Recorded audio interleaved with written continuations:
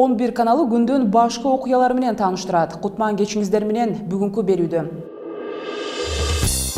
Бишкекте пара алып жаткан жеринен кармалган мугалимдин жүрөгү токтоп көз жумду. Ал мамлекеттик медицина окуу жайынын жетекчиси болуп чыкты.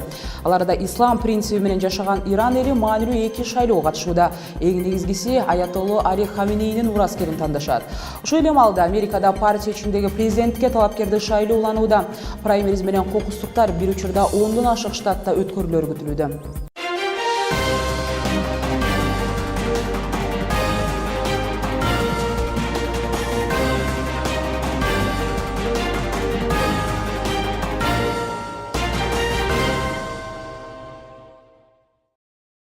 Аты жөнүм Айгерим Жаныкул кызы. Кутман кечиңиздер менен оболу Кыргызстанда болуп жаткан жаңылыктардан баштасак.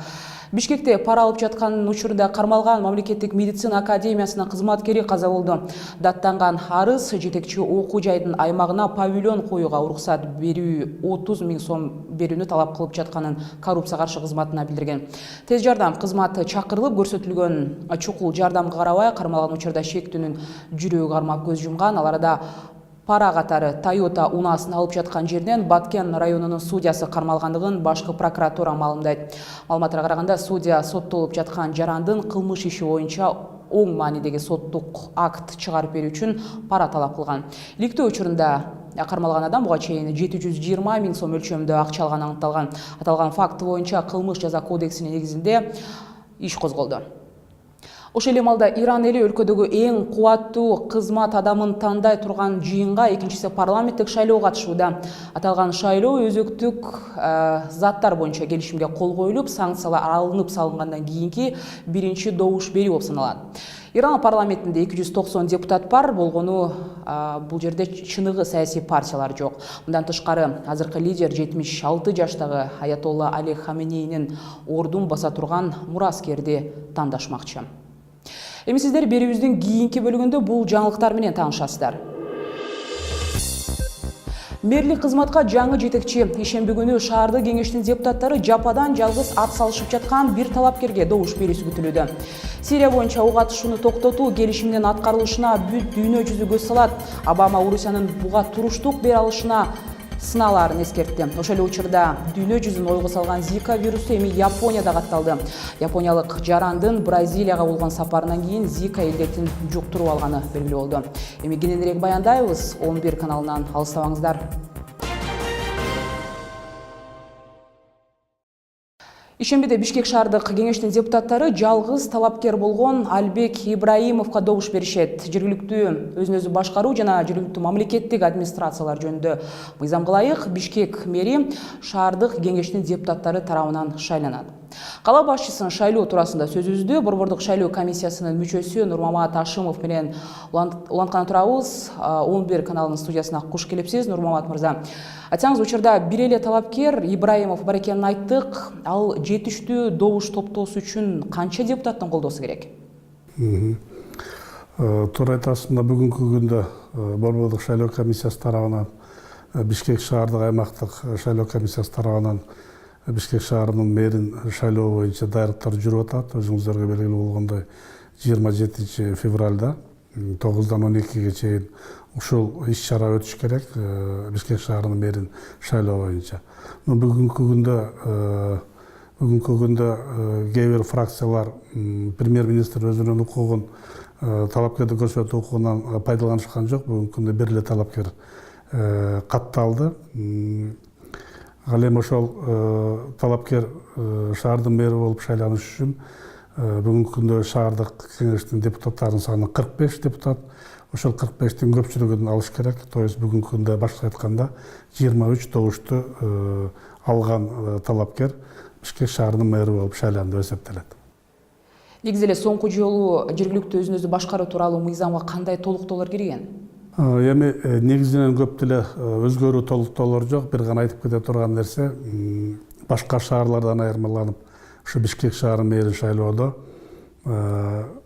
талапкерлерди көрсөтүүчү субъектлерге 3 жолку мүмкүнчүлүк берет. Башка шаарларда 2 эле жолу. Эгер 2 жолу ошол мэрди шайлай албай калса, ошол кеңештин депутаттарын борбордук шайлоо комиссиясынын сунушу менен президент таркатып, башка ошол кеңештин депутаттарын шайлоону дайындайт. Ал эми Бишкек шаардык кеңеш тарабынан мэрди шайлоо боюнча 3 жолу мүмкүнчүлүк берет. Эгер 3 жолу тең ошол мэрди шайлай албай калса, анда уже борбордук шайлоо комиссиясынын сунушу менен президент Бишкек шаардык шайлоо депутаттарын таркатып жаңы шайлоону дайындайт. Айтсаңыз суроо, парламентте айрым фракцияларды тикелей шайлоо сунушу киргизилип жатат.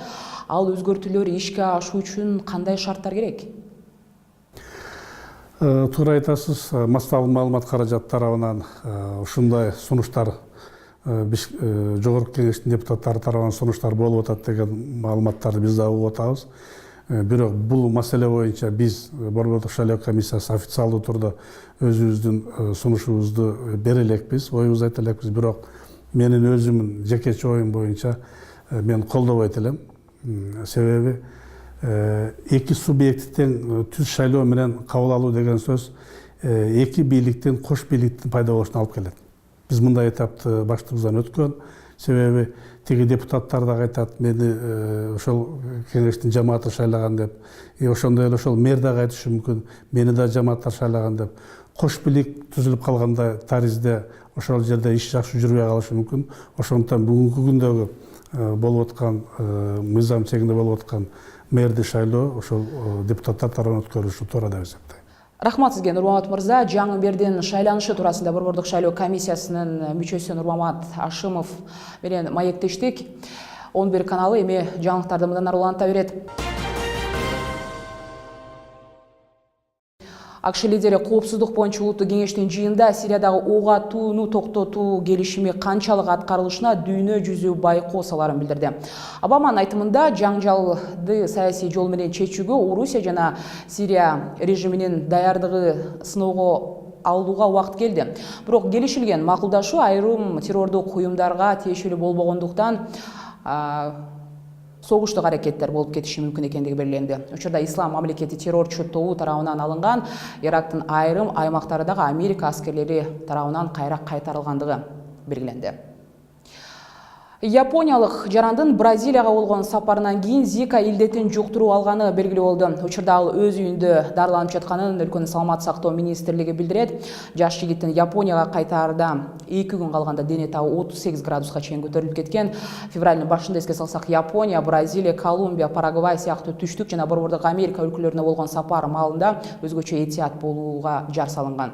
Чиркейлер аркылуу адамга жуга турган вирус көбүн эсе кош бойлуулар үчүн өтө кооптуу. Анткени ал түүлүктүн баш мээсине доо кетерери аныкталган. Кыргызстанга байланышкан жаңылыктардан учурда кыргызстандык депутаттар америкалык кесиптештеринин тажрыйбалары менен жакындан таанышууда.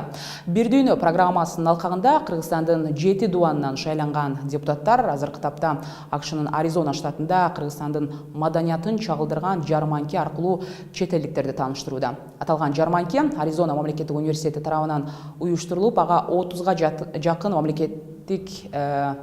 мамлекет туурасында маалымат алууга болот. Сиздер 11 каналында күндүн башкы окуялары менен кабардар болдуңуздар. Эфир аркылуу амандашканча саламатта болуңуз.